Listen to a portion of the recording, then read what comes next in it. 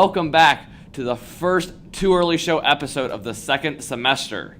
We have a lot of big headlines to get to, so let's jump right to it.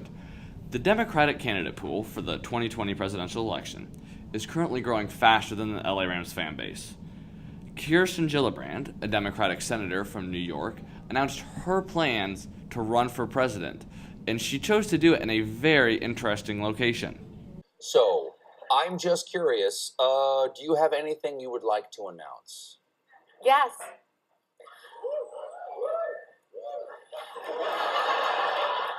And what would that be, madam? I'm filing an exploratory committee for President of the United States tonight. So, Senator Gillibrand announcing her candidacy on Stephen Colbert's The Late Show was huge news. So, if anyone who is watching this has plans to run for president in 2020, feel free to let me know. We have a seat right here for you, and you can announce it on the Too Early Show. In other news, the Oscar nominations came out last week. And there is some conundrum because there is still no host for the show.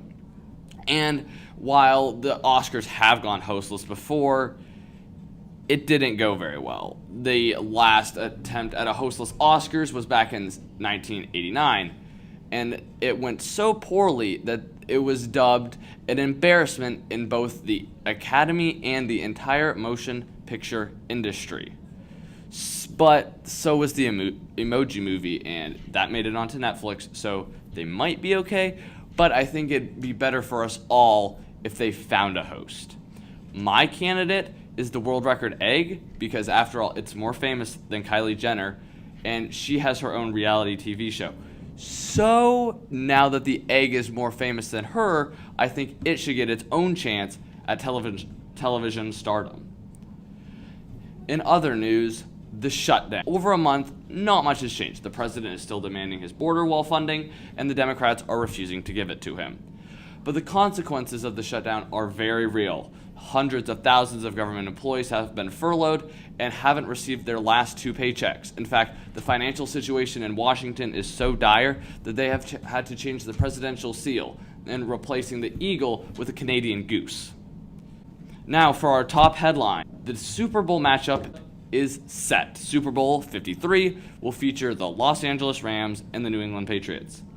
So before the season, we made our predictions for all 32 NFL teams. So we're now going to look back and see how our preseason predictions compared to reality for these two teams. So the New England Patriots, it helps having perhaps the greatest quarterback of all time, especially now that he knows to leave the job of catching passes to the suspended Julian Edelman and the soon-to-be injured Rob Gronkowski. And the Los Angeles Rams, Los Angeles now has the baddest duo in the league between gold chain thief Aqib Talib and penalty distributor Ndamukong Suh. Hard to stop a gang like that, especially when combined with a strapping surfing pro like Jared Goff. But we cannot talk about the Super Bowl matchup without discussing this play right here. 10. Quick snap. Breeze. Pass is incomplete. No flag for Tommy Lee Lewis. Okay, let's get this out of the way first. The Bird Box Challenge has gone too far. This was the last straw. People have eyes so they can use them, not so they can cover them up. The refs cost the Saints a trip to the Super Bowl, and that is something that no amount of money can compensate for. However, in a show of grace, Louisiana eye doctors are giving free eye exams to all NFL officials. So that is really a show of true Southern hospitality. Thank you very much for your time. We will see you next week with the next episode of The Too Early Show.